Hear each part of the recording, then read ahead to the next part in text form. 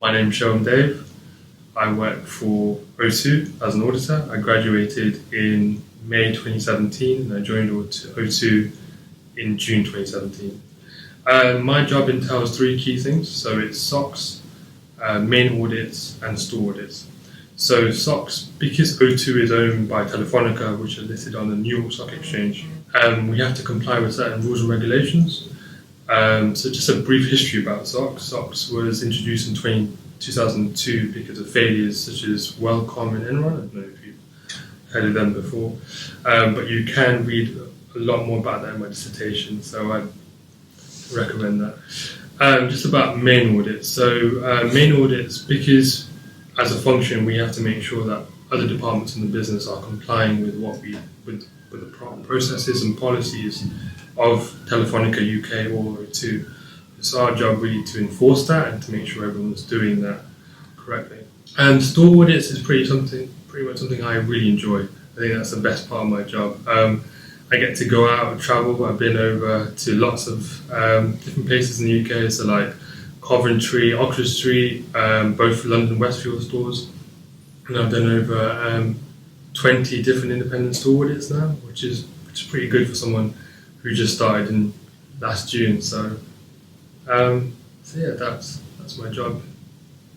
In terms of what I studied at University of Chichester, I did accounting and finance. And I think the module that helped me the most was probably my second year, so preparation for internship. I think the fact that you can actually sit down in front of lecturers and they mark your CV, you actually get to that one-to-one or even in a group interview stage, where they can really let you know where you're going wrong, what you're speaking, if it's right, if it's the right way of doing it. I think it's grateful when you actually have to go into the real world and do it, because I think it prepares you for that. In terms of what my best memory was from university, probably the last year, I think, because you're all in the same boat.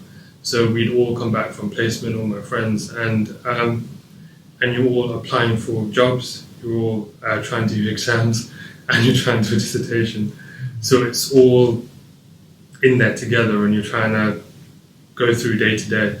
And I mean, I was in the library till like 4 a.m. in the morning sometimes, just trying to complete it. And it wasn't just me, it was me and my friends. And it makes you feel like a family because you're all in there together, you're all trying to help each other out, and you're just hoping to get that 2-1 or a first that you worked so hard to get. In terms of what I knew then, probably one piece of advice I'd probably give, probably believe in yourself. I think that was something that, because I came from a small university, for me it was just, when I used to go to the interviews, I used to feel that maybe they would overlook me because I didn't come from a Russell group or I didn't come from Oxbridge.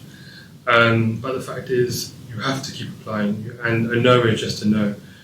Just because someone says no doesn't mean that you're not good for them. It just means that there's a better match out there waiting for you, and it's a matter of applying. I mean, when I wanted my placement, I applied to over 40 different companies.